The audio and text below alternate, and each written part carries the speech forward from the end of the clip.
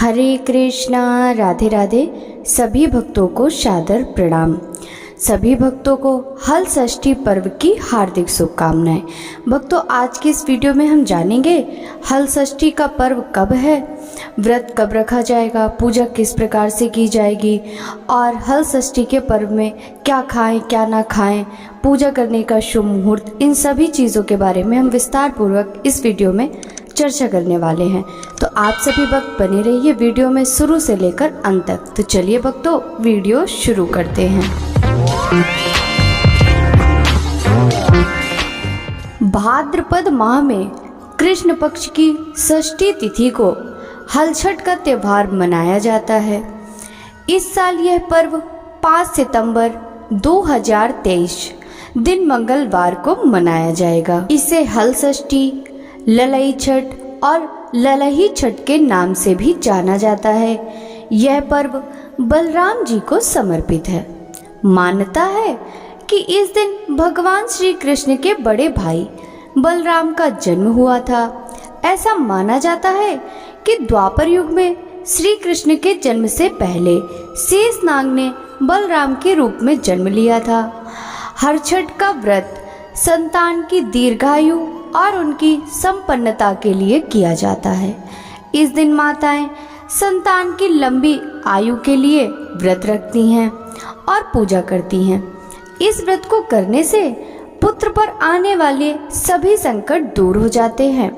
भक्तों, ऐसे में चलिए जानते हैं हल षष्ठी व्रत का मुहूर्त, महत्व और पूजा विधि के बारे में। हल षष्ठी शुभ तिथि हिंदू पंचांग के अनुसार भाद्रपद माह के कृष्ण पक्ष की षष्ठी तिथि की शुरुआत 4 सितंबर 2023 दिन सोमवार को शाम 4:41 पर हो रही है और इसका समापन अगले दिन 5 सितंबर 2023 दिन मंगलवार को दोपहर 3:46 पर होगा।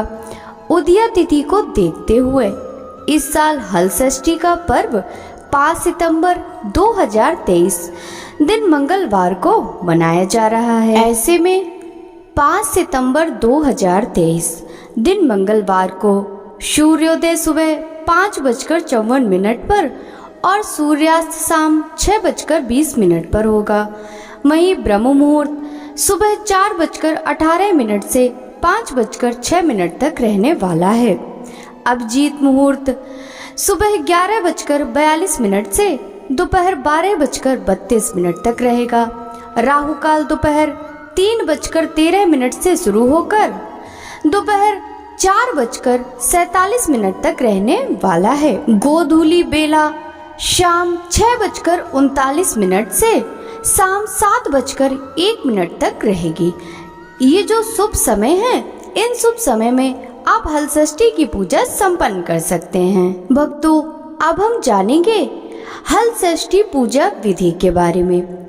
हल छठ वाले दिन प्रातः जल्दी उठकर स्नान करें और व्रत का संकल्प लें। इसके बाद साफ कपड़े पहनकर गोबर ले आएं। फिर साफ जगह पर गोबर से पुताई कर तालाब बनाएं। इस तालाब में झरबेरी, ताश और पलाश की एक एक शाखा बांधकर बनाई गई हर छठ को गाड़ दें। अंत में विधि विधान के साथ पूजा अर्चना करें। पूजा के लिए 7 तरह के अनाज जैसे गेहूं, जौ, अरहर, मक्का, मूंग और धान चढ़ाएं। इसके बाद हरी कजरिया धूल के साथ भुने हुए चने चढ़ाएं। आभूषण और हल्दी से रंगा हुआ कपड़ा भी चढ़ाएं। फिर भैंस के दूध से बने मक्खन से हवन करें और अंत में हर छठ की कथा अवश्य सुने। भक्तों, अब हम जानेंगे हल षष्ठी व्रत में महिलाएं क्या खा सकती हैं। पूजा के बाद महिलाएं भैंस के दूध से बनी दही और महुआ को पलाश के पत्ते में रखकर खाती हैं और व्रत का समापन करती हैं। इस व्रत को करने से व्रती को धन ऐश्वर्य की प्राप्ति होती है। भक्तों, अब हम जानेंगे हल छठ व्रत का महत्व के बारे में।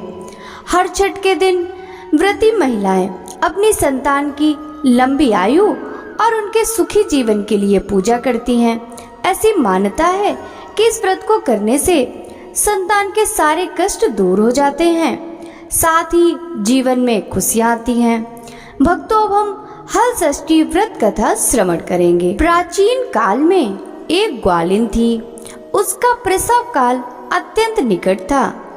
एक ओर वह प्रसव से व्याकुल थी, तो दूसरी ओर उसका मन दूध दही बेचने में लगा हुआ था। उसने सोचा कि यदि प्रसव हो गया तो गौरस यूं ही पड़ा रह जाएगा। यह सोचकर उसने दूध दही के घड़े सिर पर रखे और बेचने के लिए चल दी। किंतु कुछ दूर पहुंचने पर उसे असहनीय प्रसव पीड़ा हुई। वह एक झरबेरी की ओट में चली गई और वहां एक बच्चे को जन्म दिया।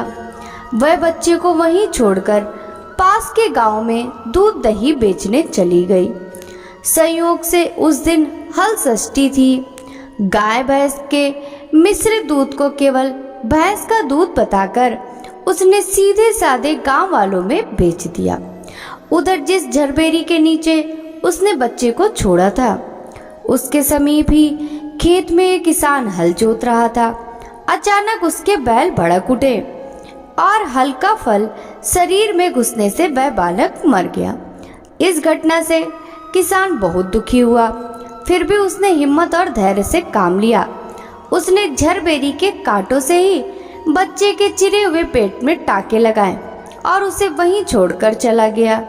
कुछ देर बाद ग्वालिन दूध बेचकर वहां आ पहुंची। बच्चे की ऐसी दशा देखकर उसे समझते देर नहीं लगी कि यह सब उसके पाप की सजा है। वह सोचने लगी कि यदि मैंने झूठ बोलकर गाय का दूध न बेचा होता और गांव की स्त्रियों का धर्म भ्रष्ट न किया होता तो मेरे बच्चे की यह दशा ना होती। अतः मुझे लौटकर सब बातें गांव वालों को बताकर प्रायश्चित करना चाहिए।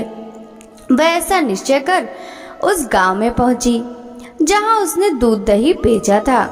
वह गली गली घूमकर अपनी करतूत और उसके फल स्वरूप मिले दंड का बखान करने लगी। तब स्त्रियों ने स्वधर्म रक्षार्थ और उस पर रहम खाकर उसे क्षमा कर दिया और आशीर्वाद दिया। बहुत सी स्त्रियों के द्वारा जब आशीर्वाद लेकर वह पुनः झरबीरे के नीचे पहुंची तो वह देखकर आश्चर्यचकित रह गई कि उसका पुत्र जीवित अवस्था में पड़ा है। तभी उसने स्वार्थ के लिए झूठ बोलने को ब्रह्म हत्या के समान समझा और कभी झूठ न बोलने का प्रण कर लिया। बोलिए हल षष्ठी माता की जय हो, श्री कृष्णचंद्र भगवान की जय हो, बलराम भगवान की जय हो।